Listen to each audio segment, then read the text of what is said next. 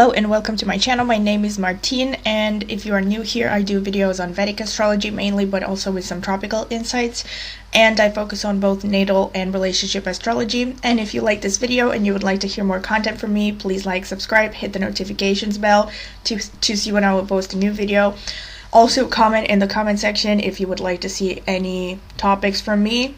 And also, if you're interested in a personal consultation, please check out the video description. I will leave the contact information there. Thank you. Today's video is going to be about, well, kind of a ranting video, but it is another subject that I have been thinking about covering for a long time. And I hope it's not like, well, I don't mean it to be, depressing or fatalistic at all, although maybe it might come across like this sometimes, but it's simply one of those videos about patterns that I've noticed throughout the years and readings that I've done and charts that I've looked at, and I think it's valuable information for anybody.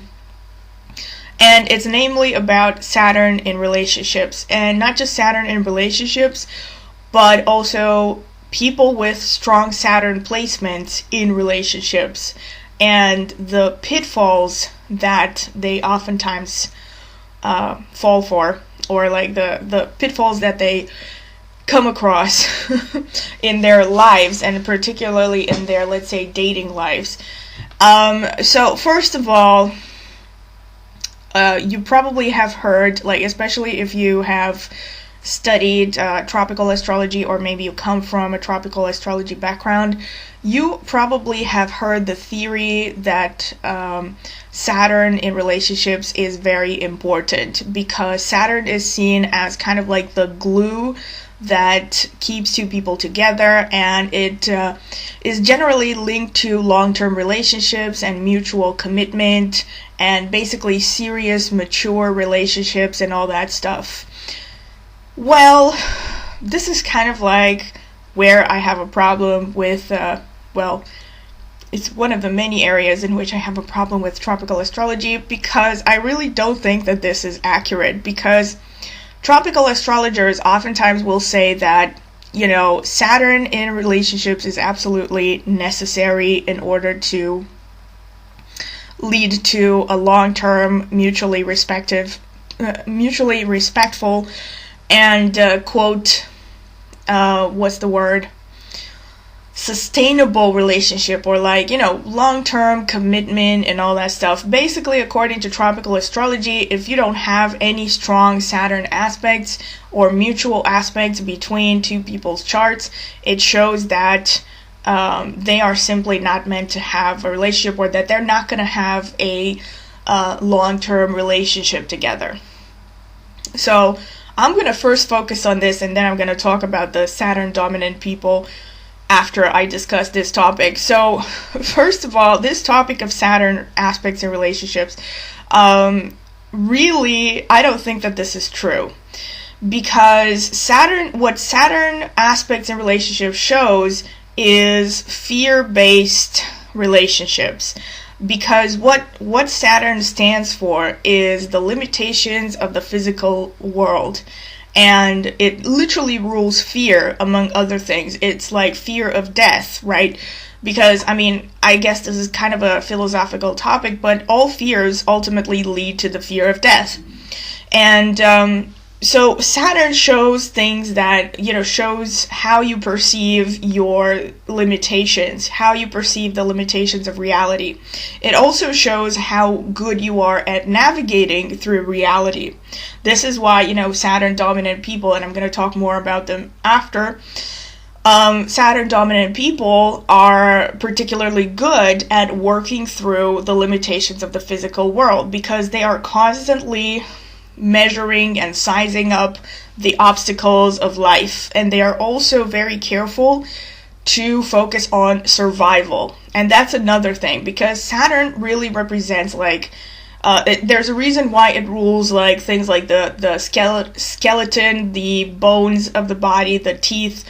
It rules rocks and just any kind of arid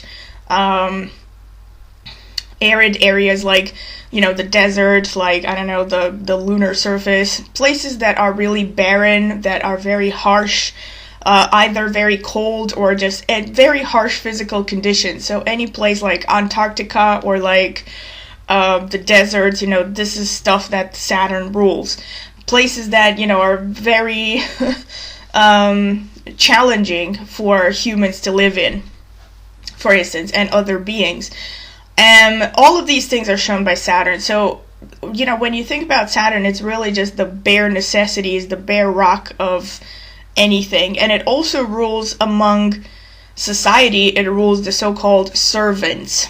So, I mean, again, without offending anybody, it rules the so-called, like, you know, menial jobs, or like things like, for instance, street sweepers or servants, or, you know, waiters, or, you know, people doing, let's say, unqualified labor, you know, what is it called? Unqualified, is that the word? Yeah, I mean, so, you know, labor that does not require something like higher education or, you know, stuff like that. So basically, quote, the lower classes, if you will, or like the unfortunate. It even rules beggars, actually, according to traditional Indian astrology. So yeah, there are people who are underprivileged or unfortunate, or, you know, were given a bad hand in life, so poor, all that stuff. So people who, again, I keep referencing, but yeah, especially people who have a strong Saturn, they will have this constant, you know, focus on surviving, and they will constantly work on things or pursue things and constantly function from a perspective of fear, because everything is about, you know, being careful, planning things. And again, this is also why Saturn rules things like planning and you know, scheduling and discipline and all this stuff. This is because Saturn is about, again, it's all about limitations. It's about time. It also rules time, you know, so it's, you know, people who are very focused on things like how to manage your time, how to work as efficiently as possible. All of these things are dominated by Saturn, you know. Discipline, again, so doing things repetitively over and over again, let's say every day, 2 hours of playing the guitar in order to master this skill. This is another thing. So yeah, everything that is kind of like hard work, everything that is, you know, planning, everything that is following. This is also why Saturn rules, you know, following social rules. This is why people are very Saturn dominant. They're not gonna, you know, stray from the beaten path. You know, they're gonna be very observant of what society expects from them or how society functions, and they will be very careful in observing all the rules. They will not want to, you know, step outside the lines. Whereas, let's say a person who is more Mars dominant, they're gonna put what they want, their selfish desires, first.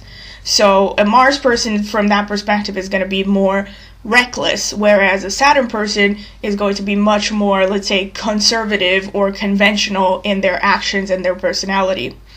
But back to the topic that I was discussing, which is Saturn in relationships. So, like, this was just kind of to give you the general feeling of what Saturn stands for. And Saturn in relationships, like, it really creates these relationships, what I've noticed, that they may last a long time, but they are not necessarily happy. Because especially with the hard aspects. So if you see, especially like Saturn square the moon, because this is a really harsh aspect to have. The moon person is really going to feel constantly criticized and put down and even depressed by the Saturn person. And they're not going to feel like warm and fuzzy, and they're not going to feel emotionally supported in this relationship, especially with the square and the opposition. To a lesser extent, even with the conjunction. Let's say with Saturn square or opposite Mars. Again, this is something that I talked about in a video that I made on Saturn-Mars aspect. You know, this is a very painful aspect to have in Synastry. It's one of the worst, in my opinion. But nevertheless, you see it very often in relationships, especially long-term relationships. And obviously, this is because Saturn is about fear. And what happens is when you have a relationship between one person's Saturn and the other person's planet, usually the Saturn person, usually, not always, but usually the Saturn person is going to bring some kind of restrictions and limitations, and they might even use things like fear to control the other person, because the Saturn person is going to be in it for things like security, for sometimes social status, because again, this is Saturn is about survival. So oftentimes these relationships end up being stifling for the people, particularly the people whose planets are ascendant is being aspected by Saturn, sorry. But nevertheless, it's really not correct to think of it in terms of you need Saturn interaspects or planetary interaspects in order for a relationship to be long lasting, because regardless of where your Saturn is placed, it's still going to fall in the other person's house, in one of their houses, so it's still going to be influencing somehow the other person. And this is another thing that you want to look at, because wherever the Saturn of a person that you're in a relationship with, wherever their Saturn falls into which house of yours, is going to activate a lot of heaviness and responsibilities and even restrictions in that particular area of life. And so, for instance, and I've actually seen this, like, for instance, men, I actually knew this guy who I noticed that he asked me to check his relationship with a woman, and he kept having these what do you call them, like doubts about being in a relationship with her, because he was afraid of her spending habits. And when I looked at their chart, her Saturn was falling in his second house, so it was pretty obvious that he felt like this woman was going to restrict his finances, so that's where the fear was triggered. It was the fear of losing his money. And it's interesting to look at, just a kind of like a semi-parenthesis. But nevertheless, like when you see it in, interaspects, oftentimes it brings a lot more hurdles and a lot more pain than it brings any real benefit to the relationship. And I've seen this, again, especially with the Saturn-dominant people, that they can end up locked up in relationships for really long periods of times where they're not happy at all.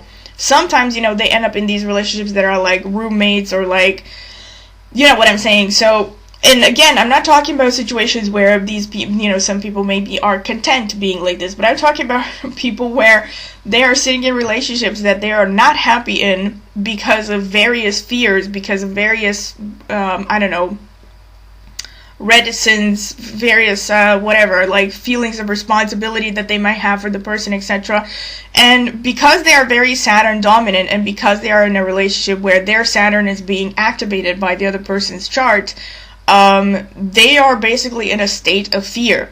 And oftentimes it's fears like, you're often going to hear people who are Saturn dominant say things like, well, I've been with this person for 10 years, it doesn't make sense to break up because we're not fighting all the time, but it's also like we don't really have much in common and we barely talk or something, you know what I'm saying?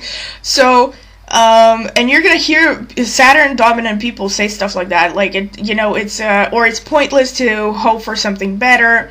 And of course this could translate into other areas. It could be jobs, it could be living situations, it could be the apartment you're living in, it could be maybe you hate the country you live in but you are too terrified of leaving.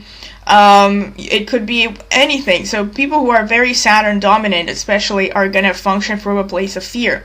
But in relationships especially, I've noticed that they get locked up in these relationships where they have hard aspects to the other person's chart, or they have hard aspects in the composite chart, and they're afraid to leave, or like even though the relationship is dead inside, like, and now whether this is a good thing or not, again, like it depends again.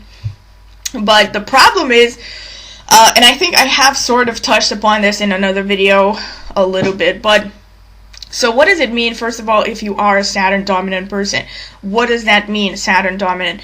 So first of all, it means people who I would mostly look at Saturn, its Saturn aspects, not so much the actual sign placement. So not necessarily like if you have a ton of, but also if you have like, you know, planets in Capricorn. Not necessarily Aquarius, because Aquarius is co-ruled by Rahu and it's more individualistic and non-conforming. But especially people who have a lot of planets in Capricorn, especially the Moon in Capricorn, and not in the Nishta nakshatra, but in, you know, maybe Shravana, and also in the nakshatras ruled by Saturn.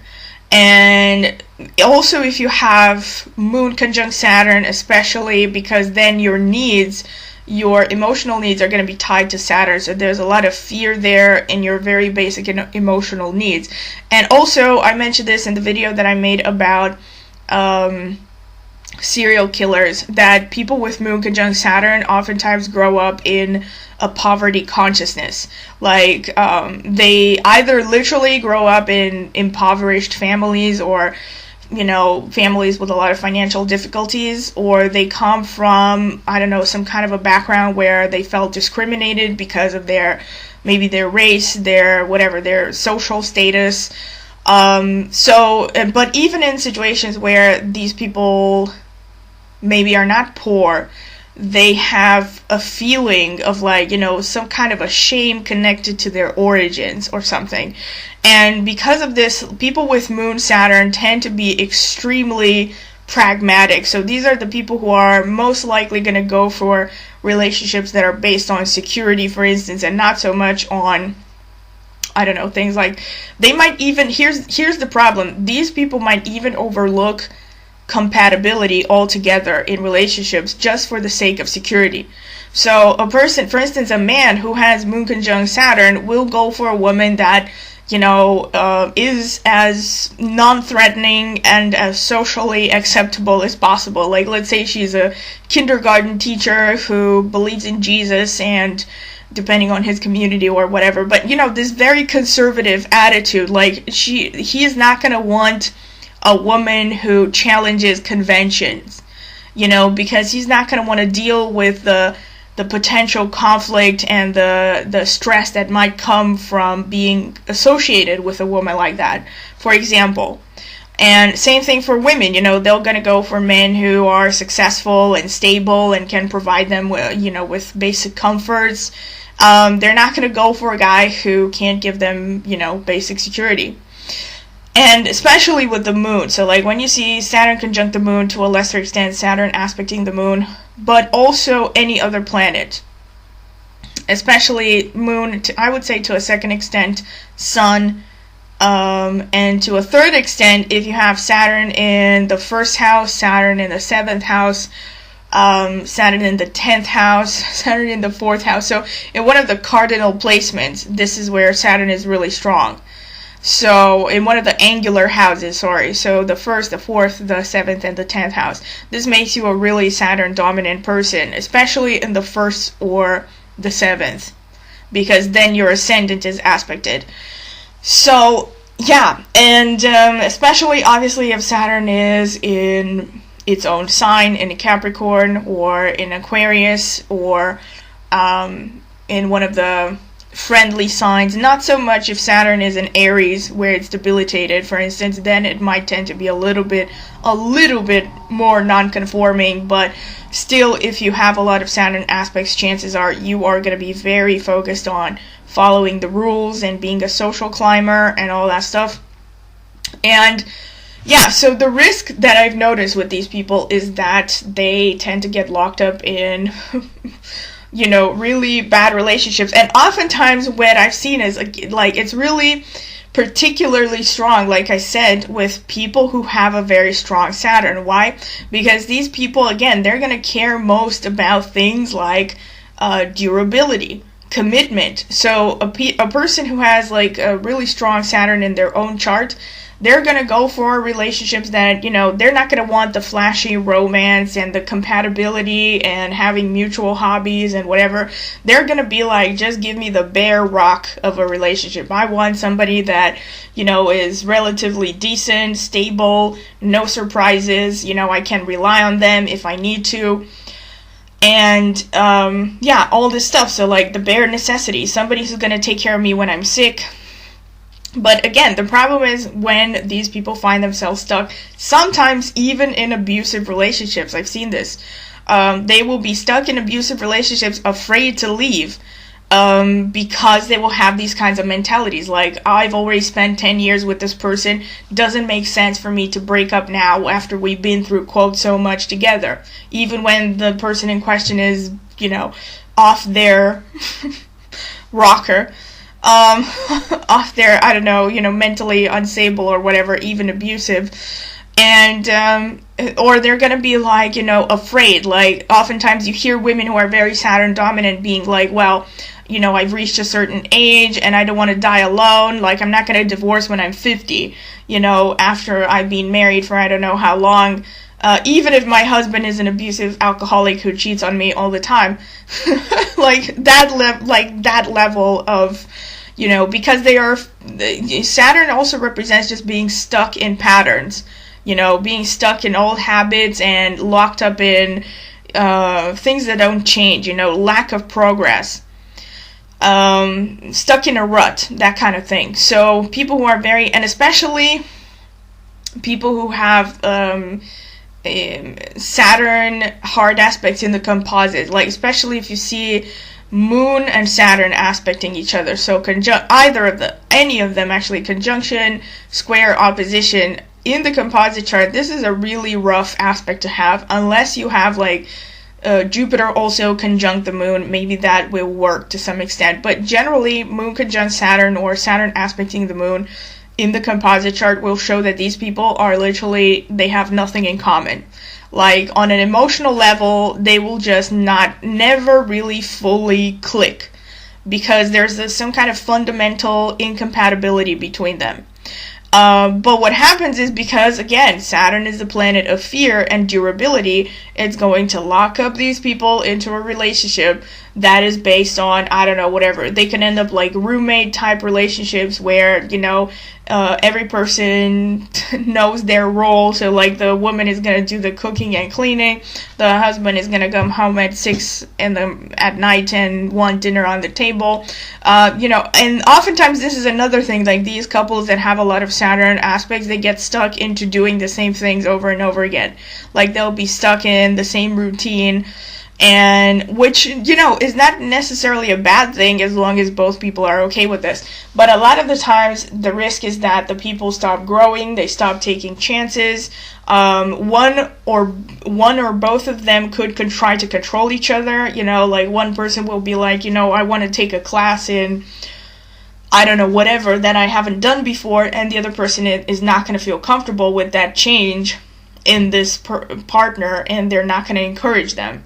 So it creates, you know, kind of these stagnant type of relationships. And this could be applied to any synastry. It could be synastry, you know, between friends. It could be synastry between, you know, siblings, or, you know, child parent, whatever. It could be the same thing.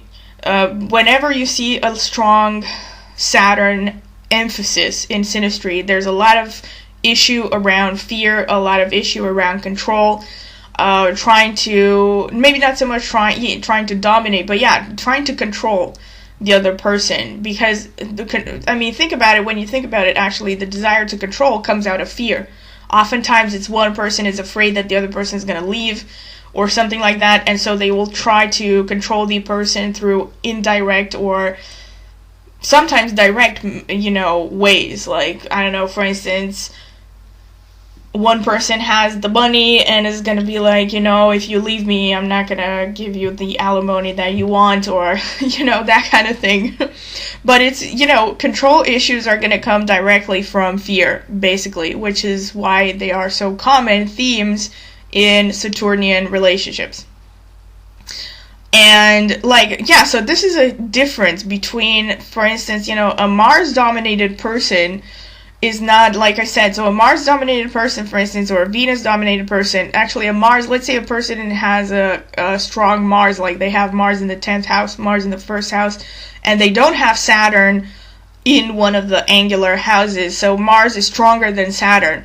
This is the kind of person who is not going to think in terms of, let's say, what is the sensible thing, or what is the thing that I should be doing for survival. They're going to be thinking about what I want to do. So like a person like that is going to be like, so what if I spend 10 years in a relationship, I just woke up and I realize I'm not happy anymore and I'm going to break up with this person, and they're just going to pack their shit and leave. and that's it, because a Mars dominant person is going to be much more carpe diem, you know. They're going to be like, I want to live my life, and you know, they're not going to be thinking in terms of, well, I already gave 10 years of my life to this relationship. They're going to be thinking, I already wasted 10 years of my life in this relationship or like the past 5 years where I haven't been happy, and I don't want to waste any more. So they're going to be thinking about the present and the future, whereas a Saturn person is going to be like, oh my god, like what happens if I can't find anybody else, you know, like what if I'm too old or whatever, or like, you know, all these stuff, like all these fears and all this stuff. And yeah, especially like I was saying, if you see Saturn Moon or if you see Saturn Venus, these are really difficult aspects, particularly in the composite chart, but also in inter aspects between two charts. But especially in the composite chart, so like if you see Saturn conjunct Venus, Saturn conjunct Moon, again, these relationships could last long, but they are usually based on very cold things, you know. It's, again, survival, it's fear. It's like, I don't know, one person's credit is fucked up, and they're gonna move in with the other person because they don't want to end up on the streets, or, you know, whatever. Like one person is escaping a war zone and they're getting married to survive, or stuff like that, you know.